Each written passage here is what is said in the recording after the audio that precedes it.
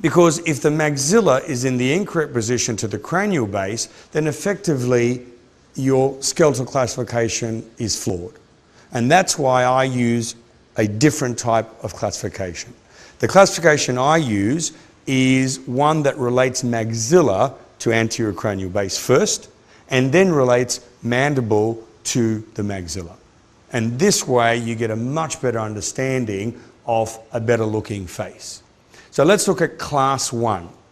Now you might look at a beautiful occlusion like that and say that is class 1. In actual fact, this occlusion comes from a young boy who is 10, who is a raging class 3. Because it's not normal for a 10-year-old boy to have a class 1 occlusion.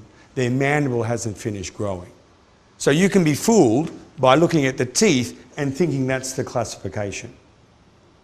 Just like someone who has a deep bite doesn't necessarily have a low angle skeletal. Someone who has an open bite doesn't necessarily have a long face. If I have a jaw pattern like mine, low face, short face, deep bite, but I used to suck my thumb as a kid and now I have a 6mm open bite dentally, do you understand that's a dental open bite but a skeletal overclosed? Most of you are used to using the Bimbler analysis, I'm correct? And I know when I question doctors on that, they have no idea what they're talking about. Who would agree with that? The good thing about Bimbler, there's lots of colours, which makes the patient and the parent think you know what you're doing. But I know you don't know what you're doing. Can we agree on that? Right? Bimbler is a very good classification. It was developed from a maxillofacial surgical point of view to put patients who had war injuries back into some sort of proportion. But it's confusing because it does look at dental and skeletal, but it puts them together. So somewhere in your little column it says bite will open and then it says bite will close. Well, what they're talking about is the dental bite versus the skeletal. I would implore you, in fact I insist, when you talk to me, we talk the same language. And the same language is going to be Jefferson analysis. Now Jefferson didn't really come up with this. It really is a modification of the work by Dr. Sassooni. It's an archeal analysis. But the good thing about this analysis, it has nothing to do with gender. It has nothing to do with race. When I trained at the Eastman, we had what's called cephalometric norms. So we had a back then it was called Negroid norm. I think politically now it's called Afro-Caribbean norm. We had what was called Chinese norm. We had Caucasian norm. And what we were doing was applying normal values to that patient's ceph. But the problem is in the modern world, what happens when someone from Thailand marries someone from Ireland and they have a kid? What norm do you use for that kid? Well, that's where Jefferson is great because it's only based on the cranial base. Doesn't really care about the kid's background. And it's based on divine proportion. So what is skeletal 1 in my book? Hint, hint, one of your exam questions. Skeletal 1 is where the maxilla is in the correct relationship to the anterior cranial base. And then the mandible is in the correct spatial relationship to the maxilla. That's a correct skeletal 1. Skeletal 1s tend to have better looking faces, without a doubt. Skeletal 1s tend to have less crowding, without a doubt, right? So I'm going to teach you today, in fact after the coffee break, how to do a Jefferson analysis. Even though the cephalometric module is course 2, I'm going to introduce how to do a Jefferson analysis because that's the key of answering the questions of the 54 malocclusions. It's just that in course 2, we do a more practical Jefferson in that I get you to trace and check your actual tracing. But it's not rocket science. It's easy to do. On average, A Jefferson tracing takes about 5 minutes. What level of experience do you do? When my son was 9, I taught him Jefferson, and I paid him $1 for every tracing he did. He's traced about 10,000 Jeffersons for me, and he's made a lot of money. I've saved a lot of money. So if a 9-year-old can do it, admittedly with very good genes, from half side of town,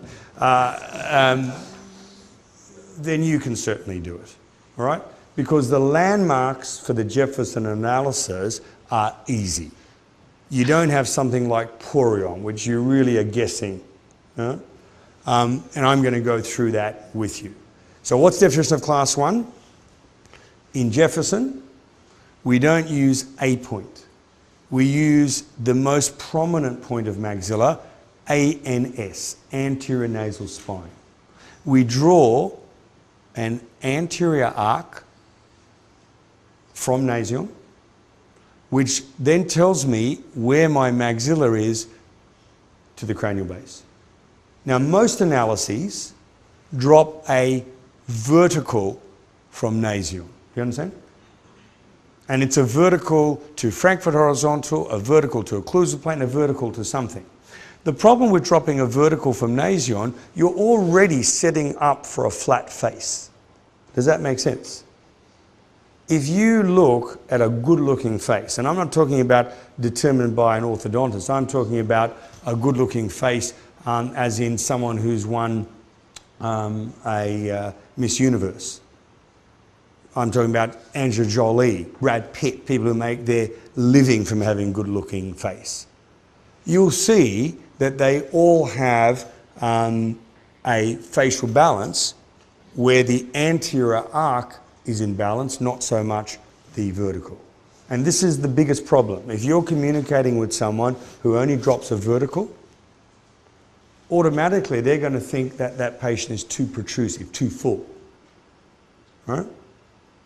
And I want you to understand that traditional cephalometrics is fundamentally flawed based on the research. The most common analysis used in clinical practice today is Steiner analysis. And Cecil Steiner was a famous orthodontist in the States. And you want to talk about evidence-based research. He woke up one morning, he looked at his son, who was 12. He said, what a good-looking boy. Very unbiased opinion. He took one ceph of his son, he traced that, and that became Steiner's norms.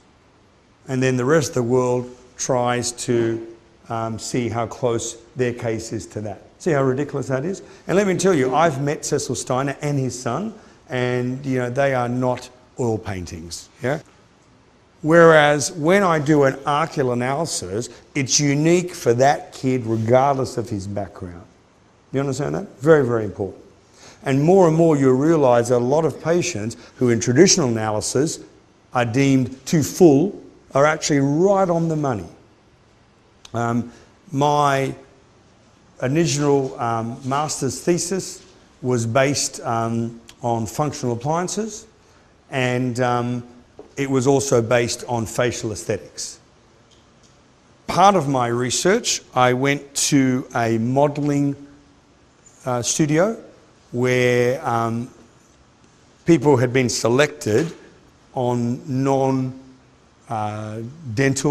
non-cephalometric criteria. And the reason I was able to do this is because I was currently treating a child of the guy who owned the studio. And I learned a lot from that. In modelling, there's two types of models. There's face models and there's figure models. Figure models are normally anorexic looking, they eat once a month, and they wear the couture up and down the catwalk. You understand? They may or may not have attractive faces. Face models are the ones that the makeup companies want, the ones that appear on the front of the fashion magazines, etc., etc. You got it? So this studio was a face model studio, perfect to what I wanted. And I said, I'll make you a deal, because he was so impressed with the way that I did my analysis of his daughter to say, you know, where her jaw was in the wrong position, blah, blah, blah. He said, you know, I spend my entire life determining who will be a good future model for me to sign up, and it's worth a lot of money. These girls are on like $1 million contracts. And he said, you know, could I employ you to determine from all the applicants that come to my modelling studio who you think would have the best facial balance? Now, hard job, but someone has to do it. Yeah. And I said, look, I'd love to, but I haven't got the time. I'm really, really busy. He said, I'd pay you $1,000 an hour. I said, when can I start? So the deal I did when I started doing that for him, so his criteria was, if you wanted a contract with him, you had to subject yourself to a lateral ceph x-ray. And it worked perfectly because I did my Jefferson analysis and I told him, and the point I'm saying is you can quantify a good looking face. Do not think beauty is subjective. And if you wanted to have a really fair Miss World, Miss Universe contest, you'd actually have a computerized result. Do you understand what I'm saying? Anyway, the deal was I was able to give him data, and I said to him, right, I'll do this on one condition. I'm doing research. Can you tell me in your current studio, and he had about 560 models on his books, and we're talking top models, right? I said, can you tell me which 10 are your most popular? And he said, I can do that easily because I get a percentage of their booking. So he printed out the 10 names. And I said, right, would you allow me to take a ceph of their face? And he said, well, it's not up to me, it's up to the girls. So I said, well, look, you know, I'll give them free whitening. And of course, deal was done. I did their cephs, and these are all good-looking girls. Yeah? And one thing we found that was very common. All of them had their maxilla right on the arc. There was no one who was maxillary deficient. Yeah?